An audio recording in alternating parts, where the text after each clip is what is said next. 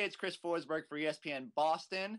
And through the marvels of modern technology, I'm joined by my good friend Ian Begley of ESPN New York.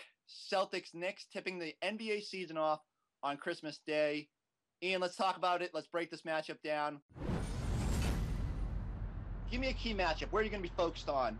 I think all eyes are going to be on Tony Douglas and Rajon Rondo, Chris. Rondo really ate up Tony Douglas in the postseason last year. What are you looking at?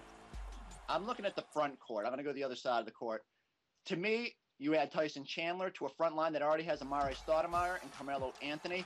That's a little bit of a daunting matchup. Remember, the only pure center the Celtics have right now is Jermaine O'Neal.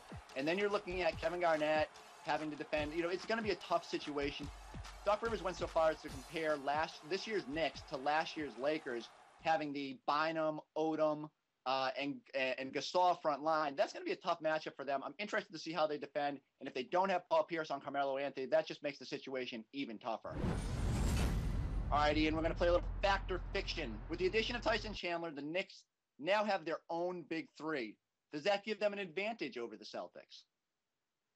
I think it does, Chris. I think that's a fact because if you look at what the Celtics bring down low, I think the Knicks clearly have an advantage down there with Chandler. He can neutralize a Jermaine O'Neal, and he can change a lot of Kevin Garnett's pass to the basket and his attacks of the rim. And I think Tyson Chandler absolutely gives the Knicks a big three, especially within this rivalry.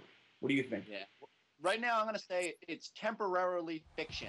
I go back to the fact that the Boston Celtics have been together. Their big three now entering their fifth year together. I think that gives them a slight edge at the start of the season, but I'm completely with you. I wonder if by April we're talking completely different, if this big three and the big apple three, as I like to call them, has now surpassed Boston's big three. It could become a fact then.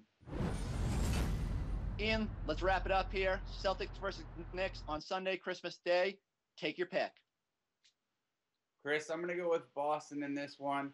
Again, shortened training camp really hurts the Knicks. I don't think you'll see a lot of cohesion defensively there, even with Tyson Chandler in the fold, simply because it's too early to expect that. And lastly, I really think the Celtics can take advantage of that Rajon Rondo, Tony Douglas matchup that we talked about previously.